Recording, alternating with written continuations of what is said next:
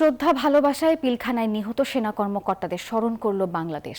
সকালে সরকার ও বিভিন্ন রাজনৈতিক দলের পক্ষ থেকে বনানী কবরস্থানে শ্রদ্ধা জানানো হয়। শ্রদ্ধা জানান স্বজনেরাও।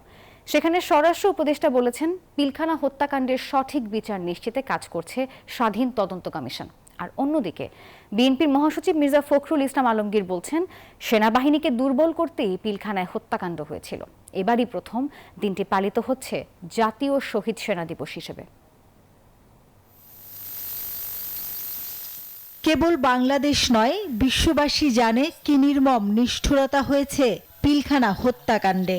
তবে সবচেয়ে ভালো জানেন স্বজনহারা এসব মানুষগুলো, যারা প্রিয়জন হারিয়ে স্তব্ধ হয়ে আছেন, এখনো বয়ে বেড়াচ্ছেন দুঃসহ ভয়াবহ সেই স্মৃতি।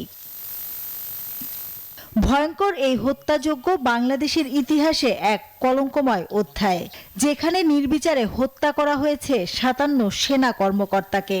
বছরের পর বছর চোখের জল আর দহন যন্ত্রণাকে সঙ্গী করে বাঁচা এসব স্বজনরা এবার কিছুটা হলেও প্রশান্তিতে। কারণ বহু বছর পর 25 ফেব্রুয়ারিকে পালন করা হচ্ছে জাতীয় শহীদ সেনা দিবস হিসাবে। এটা একটু বেশি দেরি হলেও সেটা আমরা পেয়েছি। মঙ্গলবার সকালে দিবসটি উপলক্ষে বনানীতে সামরিক বাহিনীর কবরস্থানে রাষ্ট্রপতি এবং প্রধান উপদেষ্টার পক্ষে ফুল দিয়ে শ্রদ্ধা জানান তাদের সামরিক সচিব। বিডিআর বিদ্রোহের যে ঘটনা, সেই এরপর যথাক্রমে শহীদদের প্রতি শ্রদ্ধাঞ্জ নিবেদন করেন স্বরাষ্ট্র উপদেষ্টা, 3 বাহিনী প্রধান, বিজিবি মহাপরিচালক এবং শহীদদের পরিবার স্বজনরা। শ্রদ্ধা নিবেদন শেষে স্বরাষ্ট্র উপদেষ্টা বলেন, পিলখানা হত্যাকাণ্ডের সঠিক বিচার নিশ্চিতে কাজ করছে জাতীয় স্বাধীন কমিশন। তাদের দুইটা মেইন দাবি ছিল, একটা হলো বিচারের দাবি, আর একটা হলো এই শহীদ সেনা দিবস ঘোষণা করা। তা আমরা কিন্তু শহীদ সেনা দিবস ঘোষণা করেছি এবং আজকে এই শহীদ সেনা দিবস হিসাবেই কিন্তু পালন করা হচ্ছে। আর আরেকটা দাবি ছিল যে বিচার, ওই জন্য কিন্তু আমরা কমিশন করে দিয়েছি। পুষ্পস্তবক অর্পণ করে বিভিন্ন রাজনৈতিক দল। এ সময় বিএনপি মহাসচিব মির্জা ফখরুল ইসলাম আলমগীর বলেন, শেখ হাসিনার নেতৃত্বে আওয়ামী লীগ সরকারের যোগসূত্রে 2 দিন ধরে চালানো হয় এই হত্যাযজ্ঞ। বাংলাদেশের সেনাবাহিনীর যেন মনোবল নষ্ট হয়ে যায়, যেন তার দুর্বল হয়ে যায়, সেই কারণেই এই ঘটনাগুলো ঘটে।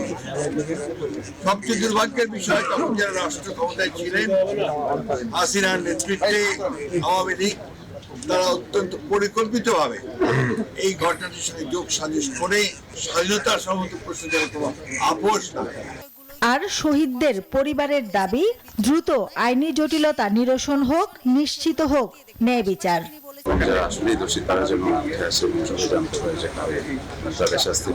ওই দিন কাউকে আসলে একেবারে ইনোসেন্ট বা একেবারে নিরপরাধ বলা কোনোভাবে সুযোগ নেই। 2009 সালে পিলখানায় বিডিআর বিদ্রোহের ঘটনায় 57 সেনা কর্মকর্তা সহ 74 জনকে নৃশংসভাবে হত্যা করা হয়। এবারই 25 ফেব্রুয়ারি জাতীয় শহীদ দিবস হিসেবে প্রথমবারের মতো পালন করা হচ্ছে।